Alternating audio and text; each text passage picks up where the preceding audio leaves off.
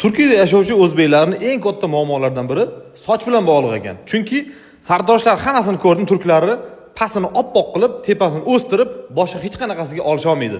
Agar siz unga qanaqa olishni yarim soat tushuntirsangiz ham o'zi bilganidan qolmaydi. To'g'rimi? Agar sizda ham shunaqangi muammolar bo'ladigan bo'lsa, biz unga yechim berdik. Toshkentning eng oldi sartaroshlar Fotih bilan Oqsaroy metrosining o'rtasida Istanbul sentrida mana shunday Craft Barbershop salonini ochishgan. Bemalol kelasizlar, juda ham yaxshi lokatsiya, eng yaxshi mutaxassislar tomonidan o'zingizga yoqadigan, o'zingizga yarashadigan stilda mana shunaqangi strижкаlar qilib berishadi. Endi turklarga kirib, yarim soat, 1 soatlab tushuntirishga hojat yo'q. Endi turklar buzib qo'ygan sochni oylab o'stirib yurishga hojat yo'q. O'zingizlarga qarab chiroyli bo'lib, xuddi Toshkentdagidagi masjid o'zida oldirib ketsanglar bo'ladi. Sizlarga lokatsiyani yana bitta tushuntirib beraman.